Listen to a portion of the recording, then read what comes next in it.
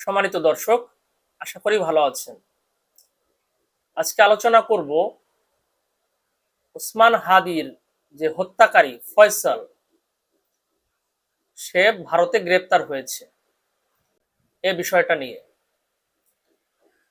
শুরুতেই যেটা বলবো সেটা হলো যে ওসমান হাদির হত্যাকারী যে ফয়সাল, এটা কিন্তু এখনো প্রমাণিত নয়। এরকম একটা প্রাথমিক অভিযোগ বা বিভিন্ন মহল থেকে বলা হয়েছে, বা বাংলাদেশ পুলিশ থেকেও বলা হয়েছে। প্রাথমিকভাবে মনে করা হচ্ছে সেই হত্যাকারী, কিন্তু আসলে তারে গ্রেপ্তার করার পর, দেশে আনার পর উপযুক্ত তদন্ত এবং জিজ্ঞাসাবাদ হলেই এটা বোঝা যাবে যে সেই প্রকৃত হত্যাকারী কিনা, বা তাকে দিয়ে কারা হত্যা করিয়েছে, বা আসল বিষয়টা কি আসলে। দেখুন, ওসমান হাদির হত্যাকাণ্ড নিয়ে রাজনীতি কিন্তু কম হয়নি, অনেক রাজনীতি হয়েছে। গত বছর ডিসেম্বর মাসে ওসমান হাদিকে যেদিন হত্যা করা হয়, তার ঠিক আগের দিন নির্বাচনের তফসিল ঘোষণা করা হয়েছিল। তো ওসমান হাদির হত্যার পরে বিভিন্ন মহল থেকে, ইভেন ওসমান হাদির যে সংগঠন ইনকিলাব মঞ্চ, সেখান থেকেও দাবি করা হয় যে এখন আর নির্বাচন হবে না, এই হত্যার বিচার হবে, তারপরে নির্বাচন হবে। তখন থেকে বিভিন্ন মহলে নানা প্রশ্ন আসে যে আসলে নির্বাচন বানচাল করার জন্য কোনো পক্ষ বা কোনো মহল এই হত্যাকাণ্ড ঘটিয়েছিল কিনা। এরকম অভিযোগ বা এরকম কথাবার্তা কিন্তু এখনো চাউর আছে। তো এটা আসলে কারা করেছে, কি উদ্দেশ্যে করেছে, এটা তদন্ত করলে তখন বের হবে, বা সুষ্ঠু তদন্ত হলে তখন বোঝা যাবে। তো ওসমান হাদিকে নিয়ে কয়েকটা কথা আগে বলতে চাই। সেটা হলো, ওসমান হাদির চরিত্রটা আমার কাছে দুই রকমের মনে হয়েছে। তার কিছু দিক ভালো লেগেছে, কিছু দিক ভালো লাগেনি। যেমন সে খুব একটা সোজা সাপটা কথা বলতো, খুব সোচ্চার ছিল, তরুণ তুর্কি তাকে আমরা বলতে পারি।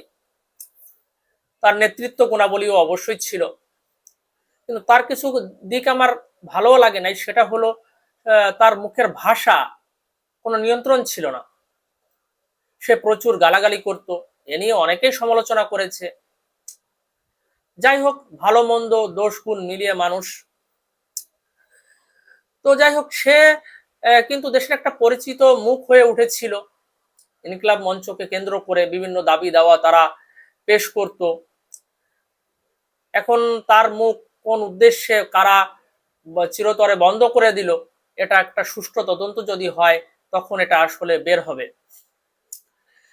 এখন আসি যে ওসমান হাদির যে কথিত হত্যাকারী ফয়সাল, তাকে ফিরিয়ে আনা বা তার অবস্থান প্রসঙ্গে দেখুন, এই হত্যাকাণ্ডের পরে একটা পক্ষ থেকে তখনই বলা হয়েছিল যে ফয়সাল ভারতে পালিয়ে গেছে এবং প্রভাবশালী ব্যক্তিদের সহায়তায় সে পালিয়ে গেছে, না হলে অত দ্রুত সময়ের ভিতর ওইভাবে সবকিছু এড়িয়ে যাওয়া সম্ভব হতো না।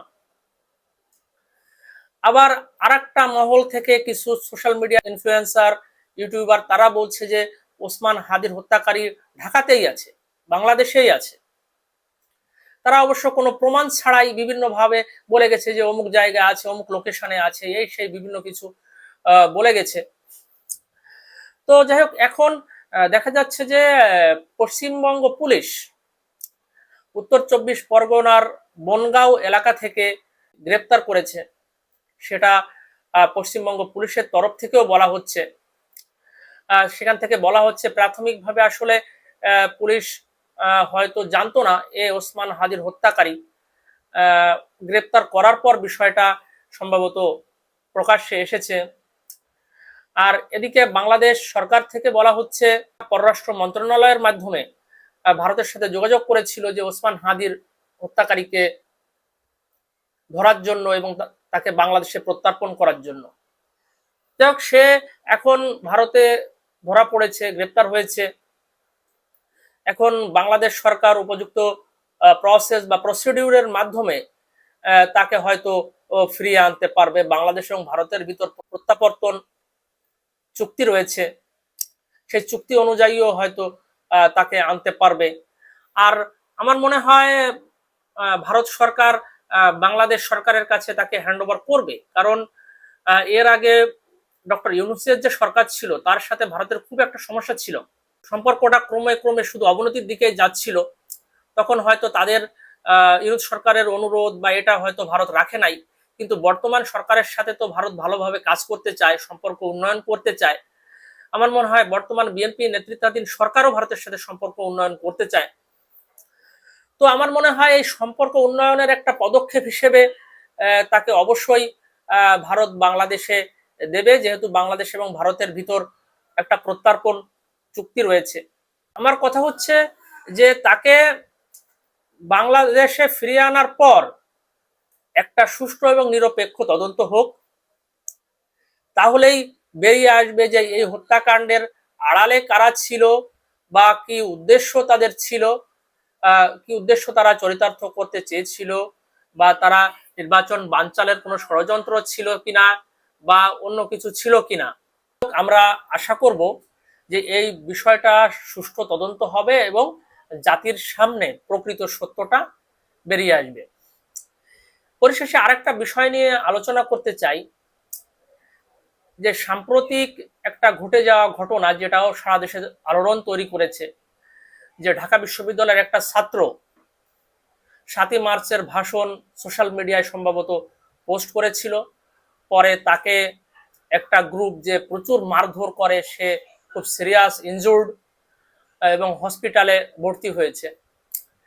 যাই হোক, এটা নিয়ে একটা প্রশ্ন এসেছে, বাংলাদেশের আইনে কি কোথাও আছে যে 7ই মার্চের ভাষণ সোশ্যাল মিডিয়ায় পোস্ট করা যাবে না? আওয়ামী লীগের কার্যক্রম নিষিদ্ধ, তারা দল হিসেবে কার্যক্রম করতে পারবে না, কিন্তু সে তো একটা ব্যক্তি, সে একটা ব্যক্তি, বঙ্গবন্ধুর ভাষণ বা 7ই মার্চের যে একটা ঐতিহাসিক গুরুত্ব তো অবশ্যই রয়েছে, সেটা পোস্ট করছে, তার জন্য তার উপর এভাবে হামলা, এটা অনেকে বলছে এটাও আরেকটা মব।